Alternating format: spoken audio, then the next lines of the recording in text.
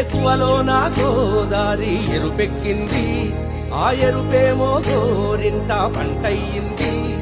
ఏకువలో నా గోదారి ఎరుపెక్కింది, ఆ ఎరుపేమో గోరింట పంటయ్యింది. పండిన చేతికెన్నో సిగ్గులొచ్చి ఆహా సిగ్గంత చీర